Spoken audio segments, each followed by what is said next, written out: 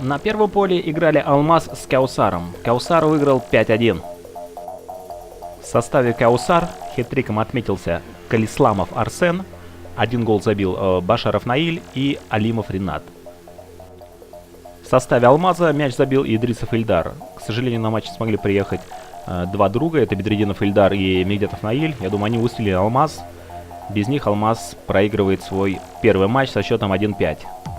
Матч, я думаю, был упорный, но счет говорит о том, что легко, 5-1. На втором поле играли Барс с Дуслар. Дуслар выиграл 3-0, хотя счет, конечно, не отражает. Происходящий на матче Барс был хорош, и порой даже очень. Но удаление в первом тайме Рушана Бедрединова за грубую игру в отношении защитника Дуслар дал о своем. После удаления Камиль Бедрединов сразу же обокрал, скажем так, вратаря и забил гол, сделав счет 1-0. После с передачи Радика забивает Камиль свой второй гол.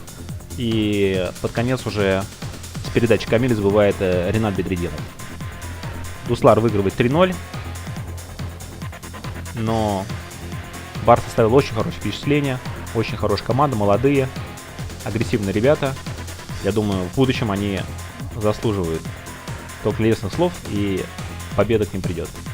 Обязательно придет.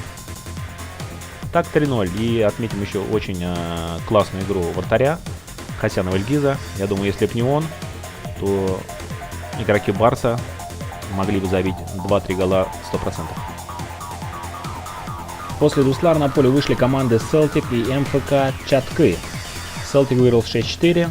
Селтик — это прошлогодняя команда Шубина под руководством Игоря Ивашкина, которая выигрывала в том году турнир. В этом году тоже заявились, но уже под названием Селтик. 10 голов. Команды забили на двоих. Но я смотрел игру и могу сказать, что если бы захотел, Селтик, конечно, забил бы побольше. Играли по счету, играли красиво. Были красивые комбинации, красивые удары. Ну, сами знаете, чемпионы проигрывать просто так не будут. И в каждом матче играют только на победу. Но если надо, я думаю, обязательно прибавит и покажет красивый футбол. Даже красивее того, что было сейчас. У Чатки 2 гола забил Фатахеддинов Ринат. 1 гол забил Колясов Дамир и Измайлов Мурат. У Селтика трижды отличился Шефердюсов Ильяс. 2 гола забил Закеров Марат. И Демин забил 1 из голов. На втором поле играли Татары Москвы с Андами. Счет 7-1. У Татар Москвы отличился Хачков Александр, забил 4 гола. Рамазанов Эмиль забил 1 гол. Мамонтов Максим и Алиходжин Айрат. У Анды единственный гол провел Шакиров Рустам. Судя по счету, игра, конечно, была, скажем так, в одни ворота.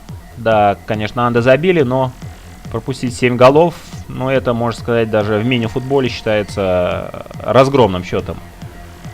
Не знаю, как там все было, полностью матч, конечно, не смотрел, но очень хорошо ребята контролировали мяч у татаров Москвы. И, я думаю, заслуженный результат и уверенная крупная победа. Дай бог, не последняя. А Андам, конечно же, смириться и играть дальше. Победы обязательно придут, и все будет хорошо.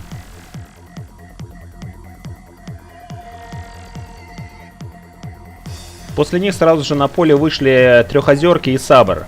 Наверное, самый упорный матч получился. Счет всего лишь 1-0. Решающий гол забил Айрапетян Арам. Но, судя по матчу, довелось наблюдать некоторые моменты. Обе команды имели хорошую возможность, чтобы увеличить счет, но то вратарь играл хорошо, то игроки команды не могли забить, в принципе, в простых ситуациях. Даже в конце был моментик такой, что игроки Сабра могли сравнять счет, но что-то, видимо, не получилось, и счет так и остался 1-0. Хоть команда Сабра проиграла, но показала достойный футбол, и я думаю, в будущем они все-таки какие-то матчи выиграют. наберут очки и выйдут в плей-офф. Ребята мне понравились, молодцы. И заключительный матч, который был на первом поле, играли Крылья Советов с Эльбрусом. Счет 4-1. Победа Крылья Советов. Эльнур, пока первые 2 минуты, как вы думаете, как закончится матч? Даже не знаю. Ну, будет забито больше 5 голов или меньше? Хотя бы такой прогноз. Нет, будет меньше. Меньше, хорошо. Как и сказал Эльнур, было забито меньше 5,5 голов, ровно 5. Как это узнал, я не знаю.